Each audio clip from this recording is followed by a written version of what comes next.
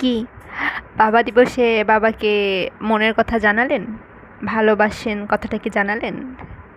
জানানো হয়ে ওঠেনি, তাই না? আসলে জানানো হয়ে ওঠেও না, কিন্তু বলা উচিত।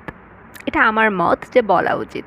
কারণ আমরা দেখা যায় যে আহ, মাকে বলা হলেও বাবাকে খুব একটা বলে উঠতে পারি না, বা আমরা বুঝে উঠতেই পারি না যে আমাদের বাবার প্রয়োজনীয়তাটা আমাদের জীবনে ঠিক কতটা, আমাদের বাবা যে আমাদের জন্য ঠিক কতটা গুরুত্বপূর্ণ এবং তাকে ছাড়া যে আমরা কতটা শূন্য, কতটা অসহায়, এটা বুঝতে গেলে দেখা যায় যখন বাবা বিছানায় পড়ে যায় বা বাবার সেই শক্তিটা আর থাকে না, বাবার ছায়া আর মাথার উপরে থাকে না, আমরা ঠিক তখনই বুঝতে পারি যে হ্যাঁ, বাবা আসলে খুবই প্রয়োজনীয় একজন মানুষ এবং আমরা আসলে আমাদের বাবাকে ভালোবাসি।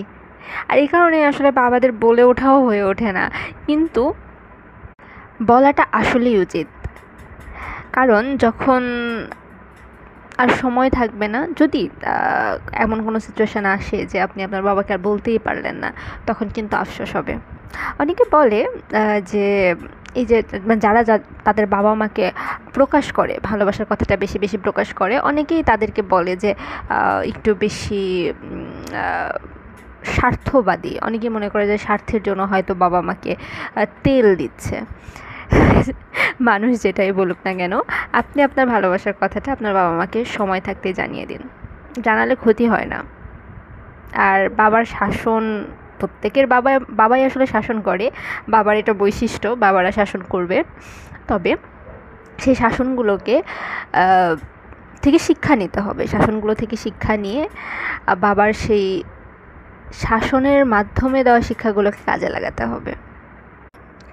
রেগে যাওয়া বা বাবা মাকে অসম্মান করা যাবে না।